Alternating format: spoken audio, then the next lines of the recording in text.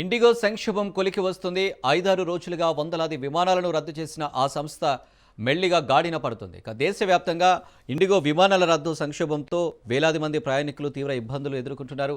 ఎయిర్పోర్ట్లో పడిగాపులు కాస్తున్నారు. ఈ క్రమంలో ప్రయాణికుల టికెట్ల సొమ్ము రిఫండ్లపై ఇండిగో కీలక ప్రకటన చేసింది. ప్రయాణికులకు సాధ్యమైనంత త్వరగా ఈ చెల్లింపులు జరిగేలా ప్రయత్నాలు చేస్తున్నట్లు తెలిపింది.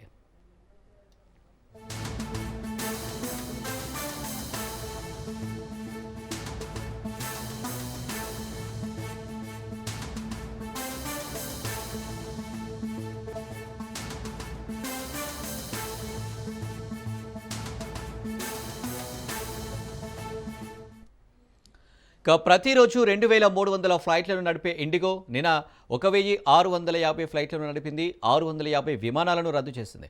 ఈ నెల 10 కల్లా పూర్తి స్థాయిలో సర్వీసులను అందుబాటులోకి తెస్తామని కూడా తెలిపింది. పరిస్థితులు మెరుగుపడుతున్నాయి. త్వరలోనే సాధారణ పరిస్థితులు నెలకొంటాయని పేర్కొంది. దశల వారీగా పరిస్థితులను చక్కదిద్దుకుంటూ తాము తిరిగి సాధారణ స్థితికి చేరుకుంటామని ఇండిగో సీఈఓ పీటర్ ఎల్బర్స్ తెలిపారు.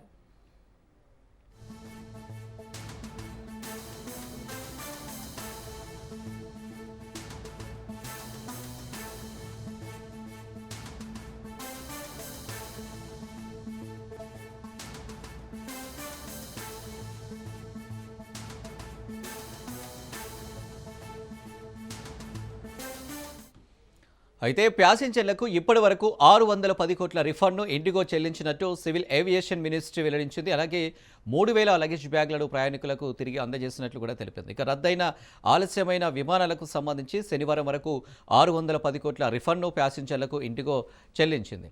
3000 లగేజ్ బ్యాగ్లను తిరిగి అప్పగించింది. రీషెడ్యూలింగ్ ఫ్లైట్లకు సంబంధించి ఎలాంటి ఫీజు వసూలు చేయడం లేదు. రిఫండ్ రీబుకింగ్స్ కోసం ప్రత్యేక సెల్స్ ఏర్పాటు చేసింది.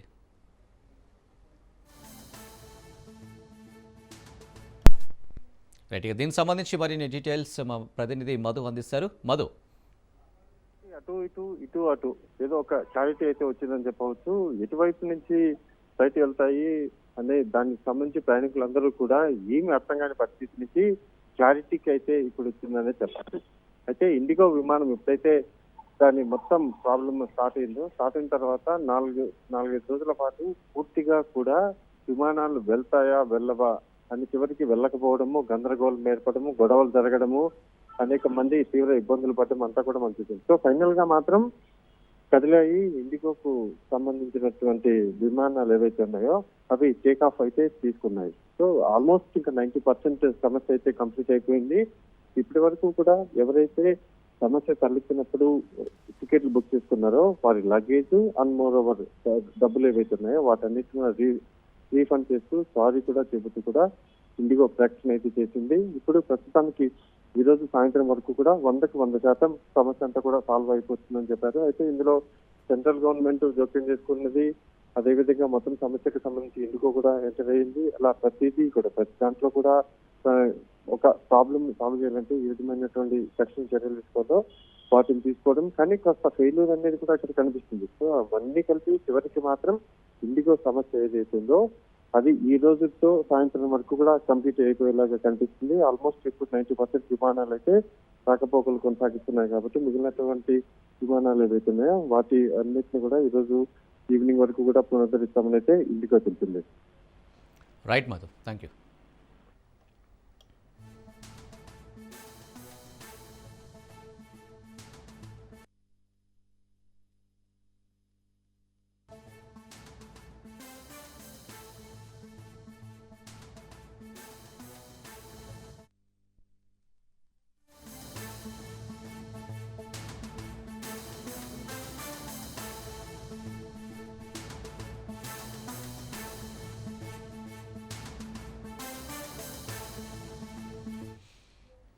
హైదరాబాద్ శంషాబాద్ ఎయిర్పోర్ట్లో విమానాలకు బాంబు బెదిరింపు కలకలం సృష్టించింది.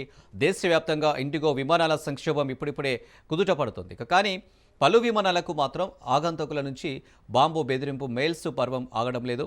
శంషాబాద్ ఎయిర్పోర్ట్లో ఫ్రాంక్ఫర్ట్ నుంచి హైదరాబాద్కు వస్తున్న లుఫ్తాన్సా ఫ్లైట్, లండన్ నుంచి హైదరాబాద్కు వస్తున్న బ్రిటిష్ ఎయిర్వేస్, కన్నూరు నుంచి హైదరాబాద్కు వస్తున్న ఇండిగో విమానంలో బాంబు పెట్టినట్లుగా అధికారిక మెయిల్ ఆగంతకుల నుంచి మెయిల్ వచ్చింది.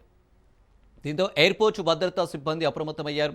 రన్వేలో ఆ 3 విమానాలు సురక్షితంగా ల్యాండింగ్ కాగా వాటిని సిఐఎస్ఎఫ్ బాంబు స్క్వాడ్తో కలిసి సిబ్బంది క్షుణ్ణంగా తనిఖీలు చేస్తున్నారు. ఇక అనుమానం వచ్చిన ప్రతి బ్యాగేజ్ని చెక్ చేసి ప్రయాణికులను ఎయిర్పోర్ట్ నుంచి బయటకు పంపుతున్నారు.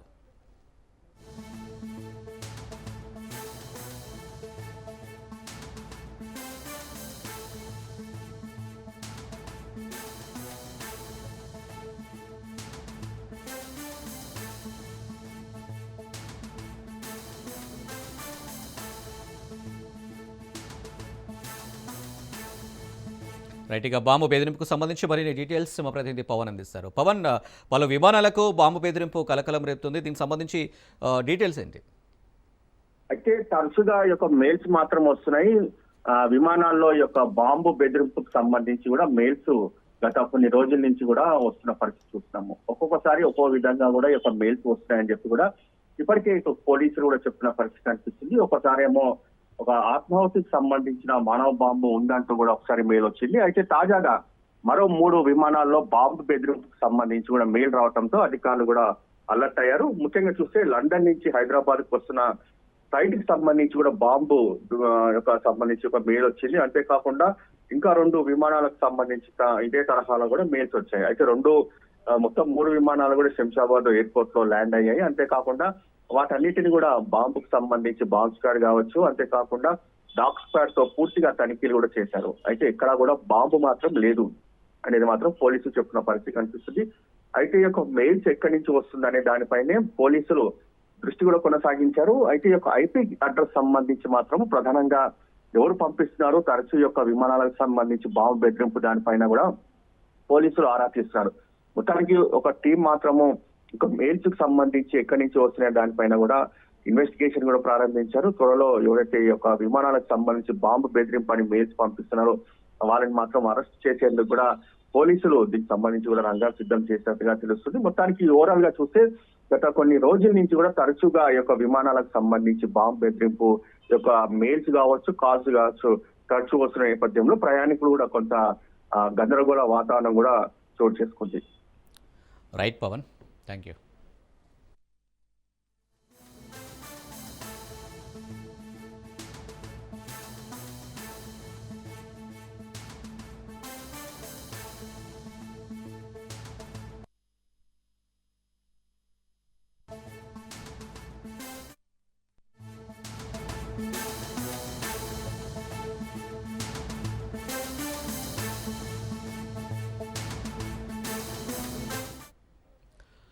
వందే మాతర గీతంపై నేడు లోక్సభలో ప్రత్యేక చర్చ జరపనున్నారు. వందే మాతర గీతం 150 సంవత్సరాల వేడుకను ఏడాది పాటు నిర్వహించుకోవడంలో భాగంగా ఈ చర్చ చేపట్టనున్నారు. ఇక ప్రధానమంత్రి నరేంద్ర మోడీ మధ్యాహ్నం 12 గంటలకు లోక్సభలో వందే మాతరంపై చర్చను ప్రారంభించనున్నారు. ఇక వందే మాతర గీతంపై 10 గంటల పాటు చర్చ జరగనుంది. వందే మాతరంపై రేపు రాజ్యసభలో చర్చించనున్నారు. రాజ్యసభలో హోంమంత్రి అమిత్ షా చర్చను ప్రారంభించనున్నారు.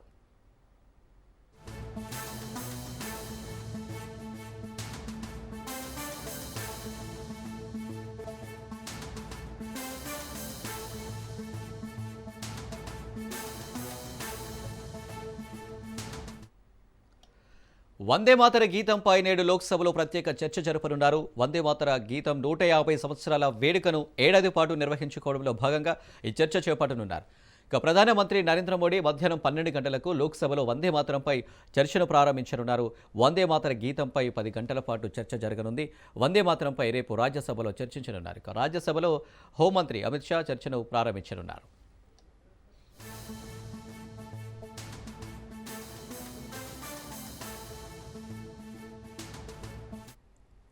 రైట్, ఇక వందే మాతర గీతంపై చర్చకు సంబంధించి మరిన్ని డీటెయిల్స్ మా ప్రతినిధి సైదులు అందిస్తారు. సైదులు. అనిల్, వందే మాతరం 150వ వార్షికోత్సవంపై నేడు లోక్సభలో ప్రధానమంత్రి నరేంద్ర మోడీ చర్చను ప్రారంభించనున్నారు.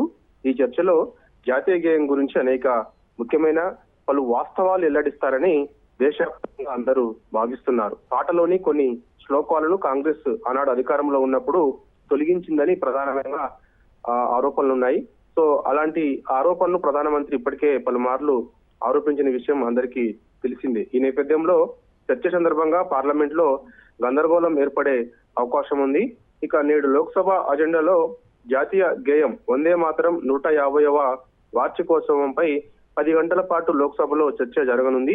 ప్రధానమంత్రి మోడీ ఈ చర్చను ప్రారంభిస్తారు. రక్షణ శాఖ మంత్రి రాజ్నాథ్ సింగ్ రెండవ వక్తగా తన ప్రసంగాన్ని వినిపిస్తారు. లోక్సభలో కాంగ్రెస్ ఉపనాయకుడు గౌరవ్ గొగోయ్, ప్రియాంక గాంధీ సహా అనేక మంది ప్రతిపక్ష ఎంపీలు ఈ యొక్క చర్చలో పాల్గొంటారని అందరూ భావిస్తున్నారు. చూడాలి మరి ఈ చర్చలో పాల్గొన్నారా అనేది కూడా మనకి కాసేపట్లో తెలిసే అవకాశం ఉంది. లోక్సభ చర్చ తర్వాత రాజ్యసభలో సైతం రేపు వందే మాతరం గురించి చర్చ చేస్తుంది. రాజ్యసభలో హోంమంత్రి అమిత్ షా చర్చను ప్రారంభిస్తారు. ఆరోగ్య శాఖ మంత్రి రాజ్యసభ నాయకుడు జేపీ నడ్డా రెండో స్పీకర్ గా కూడా ప్రసంగిస్తారు. రేపు ఉభయ సభలలో చర్చ భారత జాతీయ హోదానికి స్నేహమైనటువంటి వందే మాతరం చారిత్రక సాంస్కృతిక ప్రాముఖ్యతను హైలైట్ చేస్తుంది. అయితే డిసెంబర్ 2వ తారీఖు లోక్సభ స్పీకర్ ఓం బిర్లా అధ్యక్షతన జరిగినటువంటి పాలక ప్రతిపక్ష నాయకుల సమావేశం ఈ అంశంపై చర్చించడానికి అంగీకరించింది. కాబట్టి 1875లో గొప్ప సాహిత్యవేత్త బంకిం చంద్ర చటర్జీ బెంగాలీలో వందే మాతరం రాశారు, అందరికీ తెలిసిన విషయమే. ఈ పాట 1882లో మొదట ప్రచురించిన ఆయన ప్రసిద్ధి నవల ఆనంద మఠంలో భాగం. ఈ పాటని జదునాథ్ భట్టాచార్య స్వపరిచారు. లక్షలాది మంది విప్లవకారులను ఏకం చేస్తూ భారత స్వతంత్ర ఉద్యమంలో వందే మాతరం ఒక ప్రధాన ప్రేరణగా మారింది. 1950లో భారత గణతంత్ర ఏర్పడడంతో దీన్ని జాతీయ గీతంగా స్వీకరించారు. కాబట్టి ఇక వందే మాతర 150 వార్షికోత్సవం పైన నేడు లోక్సభలో 10 గంటల పాటు చర్చ జరగనుంది. ఈ చర్చ సందర్భంగా కొంత గందరగోళం కూడా ఏర్పడుతుందని చెప్పేసి కూడా అందరూ భావిస్తున్నారు. దానికి గల కారణం ఏంటంటే వందే మాతరం గేయాన్ని కొందరు ఆనాడు కాంగ్రెస్ పార్టీ అధికారంలో ఉన్నప్పుడు కొన్ని అక్కడ మార్పులు చేర్పులు చేశారని ప్రధానంగా ఆరోపణ. కాబట్టి ఆ సందర్భంగా కాంగ్రెస్ పార్టీ వ్యవహరించిన తీరు పట్ల ప్రధాని నరేంద్ర మోడీ మాట్లాడే అవకాశం ఉంది. ఆ సమయంలో మరి కొంత గందరగోళం కూడా ఏర్పడుతుందని చెప్పేసి కూడా అందరూ భావిస్తున్నారు. దేశవ్యాప్తంగా కూడా అందరూ ఆసక్తి అన్నమాట. ఏం చర్చ చేయబోతున్నారు, ఏం మాట్లాడబోతున్నారు ప్రధానమంత్రి నరేంద్ర మోడీ అని చెప్పేసి కూడా అందరూ ఎదురు చూస్తున్నారు. రైట్ సైతులు, థ్యాంక్ యూ.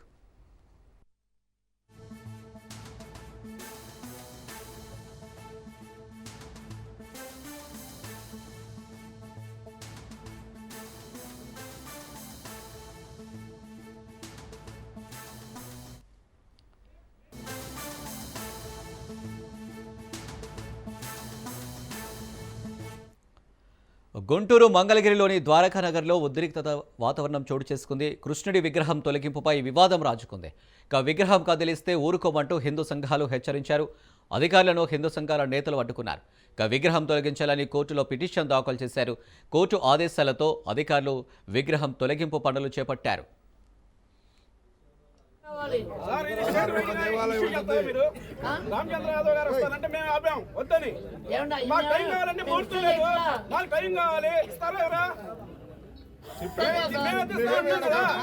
దేవుడు కూడా చుట్టూ దిగరమ్మనండి.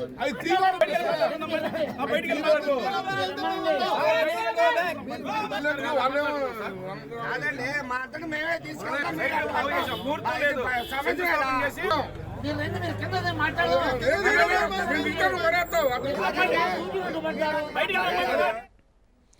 ఇక కృష్ణుడి విగ్రహం తొలగింపుపై అయితే వివాదం రాజుకుంది. ఇక దీనికి సంబంధించి మరిన్ని డీటెయిల్స్ మా ప్రతినిధి రమేష్ అందిస్తారు. రమేష్, ఏంటి సిచ్యువేషన్? అనిల్, ఏదైతే మరి మంగళగిరికి సంబంధించి పట్టణంలో ద్వారకానగర్ లో ఒక ఉద్రిక్త వాతావరణం నెలకొంది. ఏదైతే మరి కృష్ణుడి విగ్రహాన్ని ఏర్పాటు చేసేందుకు కూడా యాదవ సంఘ నాయకులు ఏర్పాటు చేశారు. తాత్కాలికంగా విగ్రహాన్ని ఏర్పాటు చేసినటువంటి నేపథ్యంలో కూడా ఒక్కసారిగా కూడా ఉద్రిక్త వాతావరణం నెలకొన్నటువంటి పరిస్థితి కనపడుతుంది. ఏదైతే మరి స్థానికంగా ఉన్నటువంటి వెంకటేశ్వర్లు అనే వ్యక్తి కొండ పోరంబోక భూమిలో విగ్రహాన్ని ఏర్పాటు చేశారు. అక్కడ వరద నీరు వస్తున్నటువంటి సమయంలో కూడా రానున్నటువంటి రోజుల్లో ఖచ్చితంగా ప్రజలకి ఇబ్బందులు గురేటువంటి అవకాశం ఉందంటూ కూడా హైకోర్టుని ఆశ్రయించారు. హైకోర్టుని ఆశ్రయించినటువంటి నేపథ్యంలో కూడా హైకోర్టు ఒక కీలక ఆదేశాలు అయితే జారీ చేసింది. ఏదైతే ప్రజలకి ఇబ్బందికరమైనటువంటి అంశం కాబట్టి ఖచ్చితంగా మరో ప్లేస్ లో మార్చాలంటూ కూడా కోర్టు ఆదేశాలు ఇచ్చినటువంటి నేపథ్యంలో కూడా అక్కడ ఈ రోజు ఉదయం మున్సిపల్ అధికారులు పోలీసులు జేసీపీల ద్వారా విగ్రహాన్ని తొలగించి మరో ప్లేస్ లో కూడా నిర్మాణం చేసేందుకు కూడా మరి రెడీ అయినటువంటి నేపథ్యంలో అక్కడ పెద్ద ఎత్తున కూడా ఏదైతే మరి ఆ యాదవ సంఘ నాయకులు పెద్ద ఎత్తున చేరుకున్నారు. ఏదైతే కృష్ణుడి విగ్రహాన్ని తొలగించడానికి వీల్లేదంటూ కూడా మరి అడ్డుకున్నటువంటి పరిస్థితి కనబడుతుంది. అయితే ఆ అధికారుల మధ్య అటు పోలీసుల మధ్య కూడా ఆ సంఘ నేతల మధ్య కూడా ఉధృత వాతావరణం నెలకొన్నటువంటి నేపథ్యంలో హైకోర్టు ఆదేశాలని అమలు చేయాల్సినటువంటి ప్రభుత్వ అధికారులు తీవ్ర ప్రయత్నాలు అయితే కొనసాగుతున్నటువంటి పరిస్థితి కనపడుతుంది. ఏదైతే యాదవ సంఘ నాయకులతో చర్చలకి ఏదైతే వారు పిలుస్తున్న చర్చలకి వస్తున్నటువంటి నేపథ్యంలో మరో ప్లేస్ లో మేమే ఏర్పాటు చేస్తామని మున్సిపల్ అధికారులు చెప్పినప్పటికీ కూడా ఖచ్చితంగా ఇదే ప్లేస్ లో ఉంచాలంటూ కూడా వాగ్వాదానికి దిగారు. ఏదైతే మునగపాటి వెంకటేశ్వర్లు హైకోర్టుని ఆశ్రయించినటువంటి నేపథ్యంలో ఏదైతే ఈ విషయం తలెత్తినటువంటి పరిస్థితి అయితే కనపడుతుంది. ప్రజల సమస్యలు దృష్టిలో పెట్టుకొని నేను హైకోర్టుని ఆశ్రయించానంటూ కూడా మరి వెంకటేశ్వర్లు చెప్తున్నటువంటి నేపథ్యంలో కూడా మరి అధికారుల మధ్య అదేవిధంగా యాదవ్ సంఘ నాయకుల మధ్య జరుగుతున్నటువంటి చర్చ ఎటువైపు దారి తీస్తుందో వేచి చూడాల్సినటువంటి పరిస్థితి కనపడుతుంది. Anil. Right Ramesh, thank you. మేమే తీసుకుంటాం. మీరు కింద మాట్లాడదు.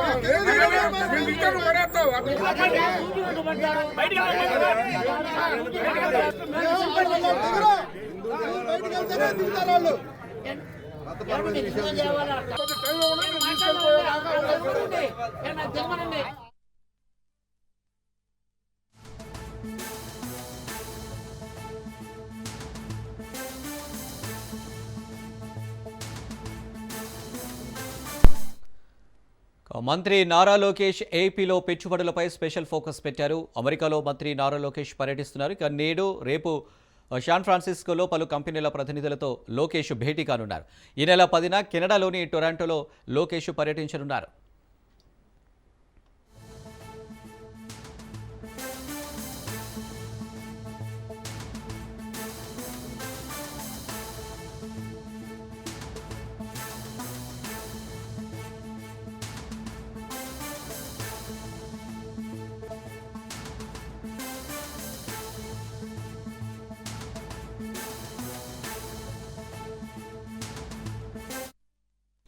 రైట్, ఇక లోకేష్ పర్యటనకు సంబంధించి అమెరికాలో దీనికి సంబంధించి డీటెయిల్స్లో సంపత్ అందిస్తారు. సంపత్.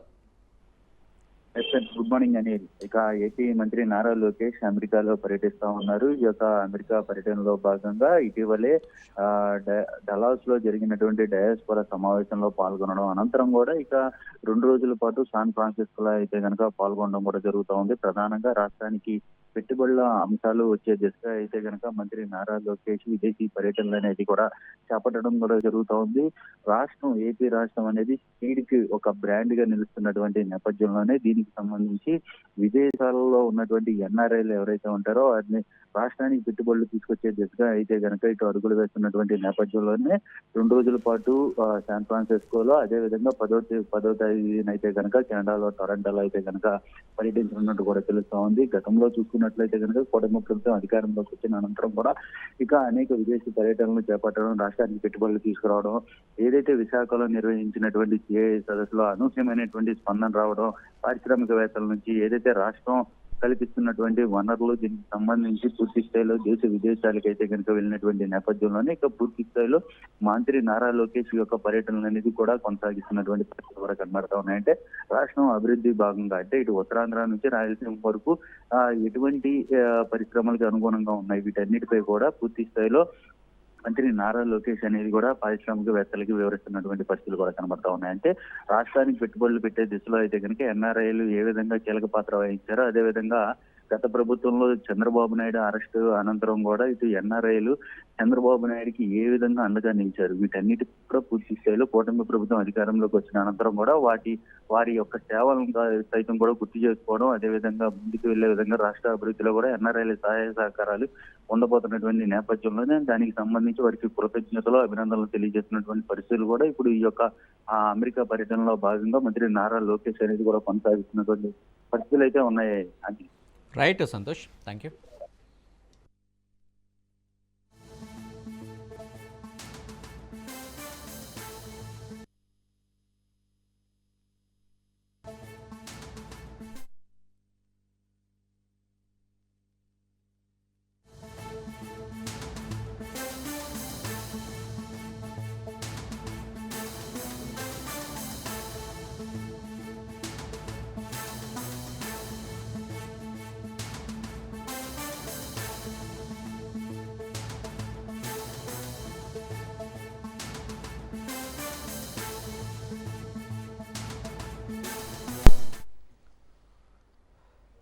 Breaking news. ఛత్తీస్గఢ్లో మావోయిస్టులు రెచ్చిపోయారు. బీజాపూర్ జిల్లాలో కాంట్రాక్టర్ దారుణ హత్య కలకలం రేపింది.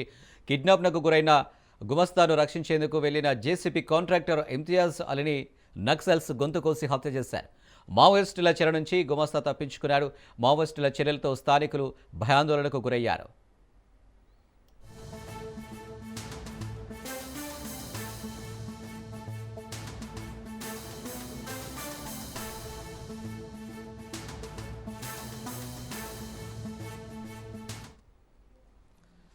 ఇక ఛత్తీస్గఢ్లో మావోయిస్టులు రెచ్చిపోయారు. ఇక బీజాపూర్ జిల్లాలో కాంట్రాక్టర్ దారుణ హత్య కలకలం రేపింది. ఇక దీనికి సంబంధించి మరిన్ని డీటెయిల్స్ మా ప్రతినిధి ఉపేందర్ అందిస్తారు. ఉపేందర్.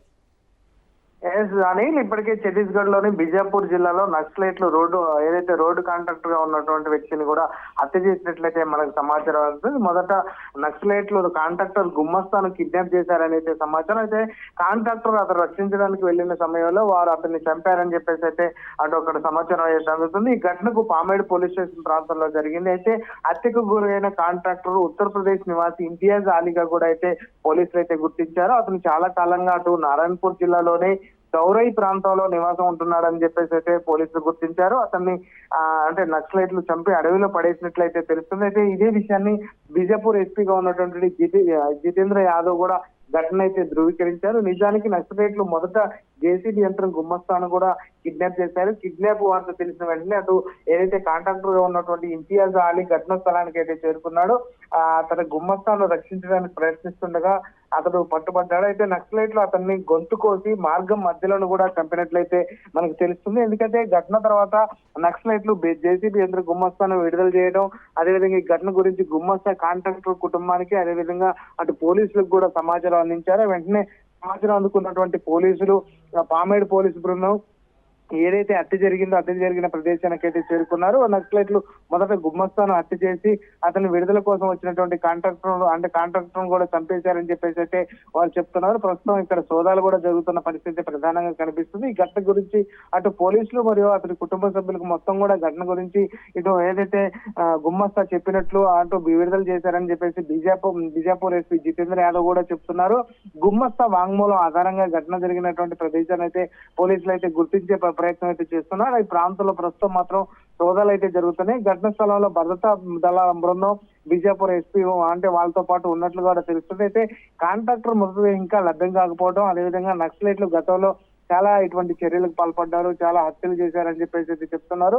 వారు రోడ్డు నిర్మాణంగా నివసిస్తున్న వారిని అనేక మార్లు బెదిరింపులకు అదేవిధంగా పోస్టులు కూడా విడుదల చేసినట్టయితే వాళ్ళు చెప్తున్నారు.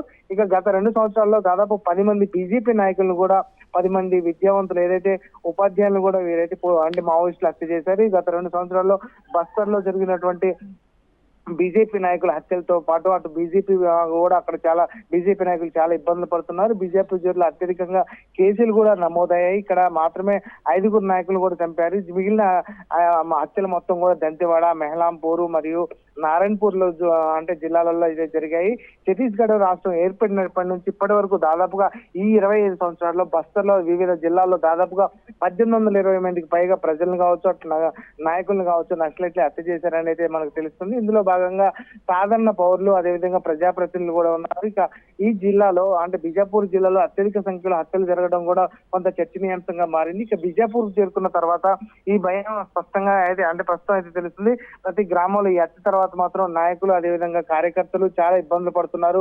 ఆ ప్రాంతంలో ప్రచారం చేయడం కోసం కూడా వారు చాలా ఇబ్బందులు పడుతున్న పరిస్థితి కనిపిస్తుంది. ఉదయం ప్రచారం చేసిన తర్వాత కూడా తమ ఇళ్లకు తొందరగా చేరుకుంటున్న పరిస్థితి కనిపిస్తుంది. ఇక ఆవలపల్లి మరియు బిజాపూర్ లోని ఏదైతే హత్య జరిగినటువంటి కాంట్రాక్టర్ ఇంటి వద్ద కూడా రక్షణ కవచంగా కూడా పోలీసులు అయితే ఏర్పడ్డట్లయితే తెలుస్తుంది.